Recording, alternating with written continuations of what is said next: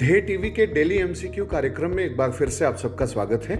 इस कार्यक्रम में हम आईएएस, पीसीएस और अन्य प्रतियोगी परीक्षाओं के बहुविकल्पी प्रश्नों पर चर्चा करते हैं। तो आइए शुरू करते हैं आज का पहला सवाल। भारत सरकार के गोल कार्यक्रम गोल 2.0 का क्या उद्देश्य है? आपके ऑप्शंस हैं ए पर्यावरण संरक्षण, बी जनजातीय समुदाय का कल्याण, सी विदेशी निवेश की प्राप्ति या फिर डी इनमें से कोई नहीं।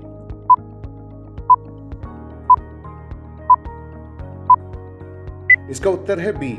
व्याख्या देखते हैं।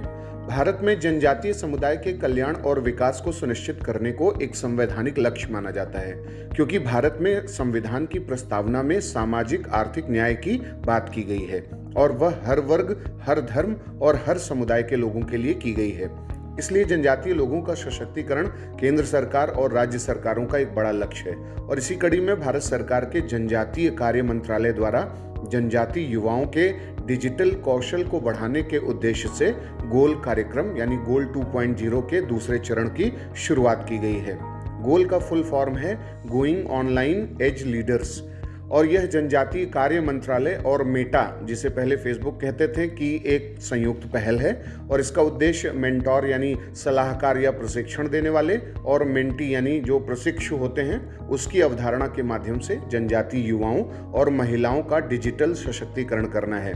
गोल कार्यक्रम के पहले चरण को मई 2020 में एक प्रमुख परियोजना के रूप में शुरू किया गया था और फिर गोल कार्यक्रम के दूसरे चरण को 28 जून 2022 को शुरू किया गया। अब बात करते हैं दूसरे सवाल की। हाल ही में गठित निधि खरे समिति का गठन किस उद्देश्य से हुआ है?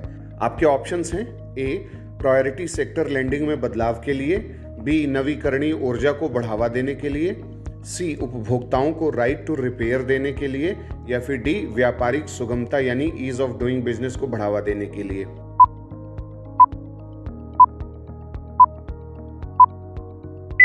इसका उत्तर है सी। व्याख्या देखते हैं। भारत सरकार के उपभोक्ता मामलों के मंत्रालय ने सभी गैजेट्स जैसे मोबाइल फोन और लैपटॉप की रिपेयरिंग को एक उपभोक्ता अधिकार बनाने के उद्देश्य से उपभोक्ताओं को राइट टू रिपेयर देने के लिए एक फ्रेमवर्क बनाने की तैयारी शुरू कर दी है और इसी के लिए निधि खरे की अध्यक्षता में एक समिति का गठन किया गया है जो राइट टू रिपेयर पर अपनी सिफारिश देगी। अब बात करते हैं तीसरे सवाल की। 18वीं अखिल भारतीय विधिक सेवा बैठक का आयोजन हाल ही में कहां किया गया? आपके ऑप्शंस हैं ए जयपुर, बी भोपाल, सी चेन्नई या फिर डी नई दिल्ली।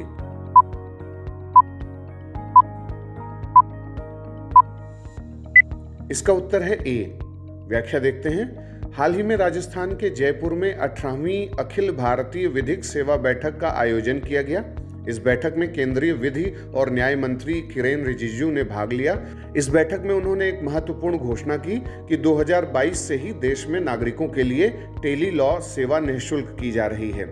जैसे टेली मेडिसिन या टेली एजुकेशन के जरिए देश में स्वास्थ्य और शिक्षा की सुविधाओं और सेवाओं को बढ़ावा दिया गया है, ठीक उसी तरीके से टेली लॉ का मकसद देश में निःशुल्क कानूनी सहायता को आगे बढ़ाना है। टेली लॉ ने कानूनी सहायता से वंचित व्यक्तियों को कानूनी सहायता प्रदान करने के लिए 1 लाख ग्राम पंचायतों में कॉमन सर्विस सेंटर्स में उपलब्ध टेली वीडियो कॉन्फ्रेंसिंग इंफ्रास्ट्रक्चर के माध्यम से इसे पैनल अधिवक्ताओं के साथ जोड़कर उन्हें कानूनी सहायता प्रदान करने के लिए मुख्य धारा में लाने का कार्य किया है।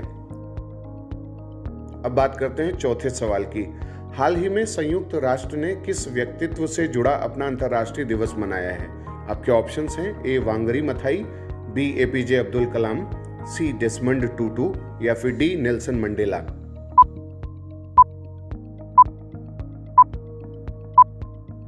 इसका उत्तर है डी। व्याख्या देखते हैं।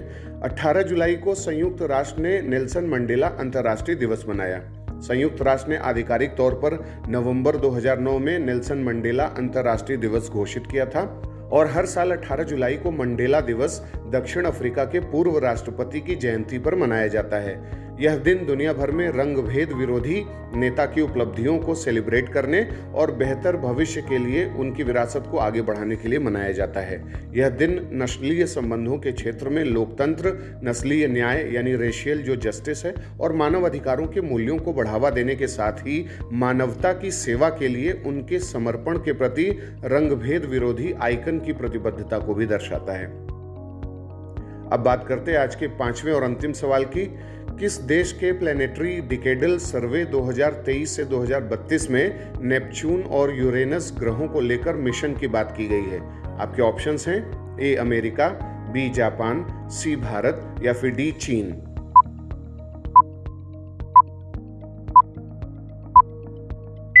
इसका उत्तर है डी। व्याख्या देखते हैं।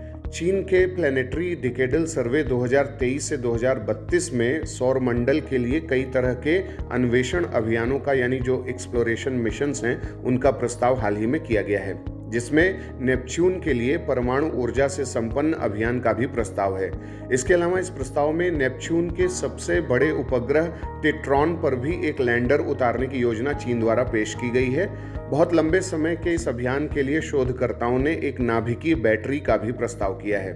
इस सर्वे में अगले दशक के लिए सौर मंडल के लिए कई और अभियान चीन द्वारा प्रस्तावित हैं। इसमें यूरेनस ऑर्बिटर एंड प्रोब, जो यूरेनस के वायुमंडल, उसकी आंतरिक संरचना, मैग्नेटोस्फीयर, उपग्रह और छल्लों का अध्ययन करेगा, और इसके साथ ही शनि के उपग्रह के लिए एनसेलाडस ऑर्बिटर और लैंडर की भी बात की गई है। हाल ही में नासा में भी नेपच्यून और टिट्रॉन के लिए अभियान प्रस्तावित किए गए हैं। गौरतलब है कि अभी तक केवल वायेजर 2 अभियान ही नेपच्यून के पास से 1989 में गुजर सका है। तो ये था आज का हमारा डेली एमसीक्यू कार्यक्रम। आपके 5 में से कितने सवाल आज सही हुए, कितने गलत, आप हमें कमेंट बॉक्स में बताएं। अगले एमसीक्यू के साथ जल्दी हाजिर होंगे। इजाजत दीजिए, नमस्कार।